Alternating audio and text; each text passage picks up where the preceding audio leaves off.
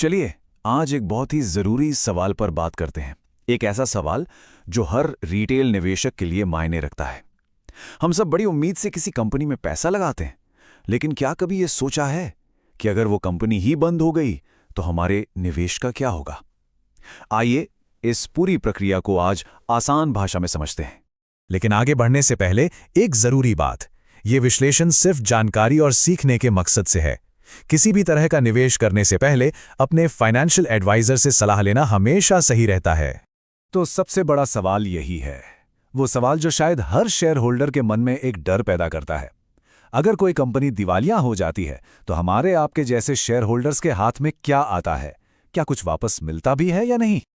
और इसका सीधा और शायद थोड़ा चौंकाने वाला जवाब है कि ज्यादातर मामलों में कुछ भी नहीं मिलता। इक्विटी शेयर होल्डर्स का नंबर लाइन में सबसे आखिर में आता है और तब तक पैसा अक्सर खत्म हो चुका होता है। पर ऐसा क्यों है? इसके पीछे क्या नियम है? चलिए समझते हैं। तो देखिए, ऐसा नहीं है कि जब कोई कंपनी बंद होती है तो जिसका जो मन करे वो पैसा ले जाए। नहीं, इसके लिए सरकार का एक पक्का नियम है, एक पूरा कानूनी ढांचा है जो ये तय करता है कि पैसा किसे और किस क्रम में मिलेगा। और ये सारे नियम आते हैं इंसॉल्वेंसी एंड बैंक्रप्सी कोड यानी आईबीसी के तहत। यही वो कानून है जो पूरी पिक्चर को कंट्रोल करता है। यही तय करता है कि किसे, कब और कितना पैसा दिया जाएगा। इस पूरी पेमेंट प्रक्रिया को समझने का सबसे आसान तरीका है इसे वाटरफॉल ऑफ पेमेंट्स की तरह सोचना। मतलब जैसे झरने में पानी ऊपर से नीचे की तरफ बहता है, ठीक वैसे ही पैसा भी एक तय क्रम में ऊपर से नीचे वालों को मिलता जाता है। तो ये रही वो पूरी लिस्ट। 1 से लेकर 7 स्टेप्स हैं। और देखिए, इक्विटी शेयर होल्डर कहाँ है? 7वें नंबर पर, बिल्कुल आखिर में। चलिए एक एक करके देखते हैं कि उनसे पहले पैसा आखिर जाता कहाँ है। तो सबसे पहले पैसा मिलता है उन प्रोफेशनल्स को जो इस पूरी बंदी की प्रक्रिया को मैनेज कर रहे हैं। मतलब उनकी फीस और खर्चे, ये तो बनता भी है। उनके ठीक बाद नंबर आता है कामगारों का, मतलब मजदूरों का, और साथ ही उन सिक्योर्ड क्रेडिटर्स का जिन्होंने कंपनी को किसी संपत्ति की गारंटी पर कर्ज दिया था। यहां पर सुरक्षित और असुरक्षित लेनदारों में फर्क समझना बहुत जरूरी है। देखिए, सुरक्षित यानी सिक्योर्ड वो होते हैं जिन्होंने कंपनी को कर्ज देते वक्त कोई गारंटी, मतलब कोई एसेट जैसे बिल्डिंग या मशीन अपने पास गिरवी रखवाई हो, जबकि असुरक्षित लेनदारों के पास ऐसी कोई गारंटी नहीं होती। इनके बाद लाइन में आते हैं कंपनी के बाकी कर्मचारी जिनकी सैलरी बाकी है। फिर उन असुरक्षित लेनदारों का नंबर आता है और उसके बाद सरकार आती है अपने टैक्स और बकाया जुर्माने वसूलने के लिए। तो इन सब के बाद वो सवाल जिसका हम सबको इंतजार है, इस लंबी लाइन के बाद इक्विटी शेयरधारक की बारी आखिर आती भी है या नहीं? और ये चार्ट सब कुछ साफ कर देता है। कंपनी की संपत्ति बेचकर जो भी पैसा आता है वो देखिए कहाँ जाता है। लिक्विडेशन कॉस्ट, सिक्योर्ड क्रेडिटर्स, कर्मचारी, अनसिक्योर्ड क्रेडिटर्स, इन सब को चुकाने के बाद इक्विटी शेयरहोल्डर्स के हिस्से में क्या बचता है? एक बड़ा सा जीरो।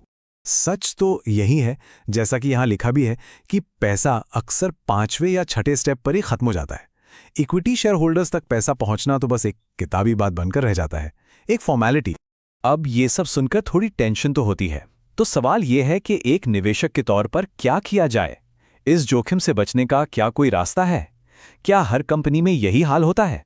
नहीं, बिल्कुल नहीं। ये भयानक रिस्क ज्यादातर उन कंपनियों में होता है जो फंडामेंटली कमजोर होती हैं, मतलब जिन पर कर्ज का पहाड़ हो, जो सालों से घाटे में चल रही हो। किंगफिशर एयरलाइंस एक क्लासिक उदाहरण है। दूसरी तरफ एचडीएफसी बैंक, इन्फोसिस जैसी मजबूत कंपनियां हैं जिनके साथ ऐसा होने का चांस लगभग ना के बराबर है। तो सबसे अच्छा बचाव क्या है? यही कि हमेशा फंडामेंटली मजबूत कंपनियों में निवेश किया जाए। जिन कंपनियों का बिजनेस अच्छा चल रहा है, जो मुनाफे में है, उन पर यह नौबत आने की संभावना बहुत ही कम होती है। ठीक है, अब तक हमने जो कुछ भी समझा है उससे परखने का समय आ गया है। चलिए एक छोटी सी क्विज हो जाए। पहला सवाल, आईबीसी के नियमों के हिसाब से कंपनी बंद होने पर सबसे पहला पेमेंट किसे मिलता है? ऑप्शन स्क्रीन पर है। चलिए 5 सेकंड का समय लेते हैं। 5, 4, 3, 2, 1। और सही जवाब है सी। जो लोग पूरी प्रक्रिया को संभालते हैं, सबसे पहले उन्हें उनकी फीस और खर्चे दिए जाते हैं। दूसरा सवाल, इक्विटी शेयर धारक पेमेंट की लाइन में कहां खड़े होते हैं? चलिए सोचते हैं। 5, 4, 3, 2, 1। सही जवाब है डी, बिल्कुल आखिर में। यही इस पूरे विश्लेषण का सबसे जरूरी पॉइंट है। तीसरा सवाल, एक सिक्योर्ड और एक अनसिक्योर्ड क्रेडिटर में मेन फर्क क्या है? आपके ऑप्शन हैं 5, 4, 3, 2, 1। सही जवाब है बी। सिक्योर्ड क्रेडिटर्स के पास एक गारंटी होती है, एक कोलैटरल होता है, और यही उन्हें लाइन में आगे खड़ा करता है। चौथा सवाल, किस तरह की कंपनी के बंद होने का सबसे ज्यादा रिस्क होता है? सोचिए जरा। 5, 4, 3, 2, 1। इसका जवाब है सी। जिन कंपनियों पर बहुत ज्यादा कर्ज होता है और जो लगातार घाटे में रहती हैं, उन्हीं पर यह जोखिम सबसे ज्यादा मंडराता है। और ये रहा आखिरी सवाल, उस कानून का नाम क्या है जो ये पूरा पेमेंट का क्रम तय करता है? 5, 4, 3, 2, 1। सही जवाब है D, the insolvency and bankruptcy code, यानी आईबीसी। तो आज का हमारा विश्लेषण यहीं समाप्त होता है।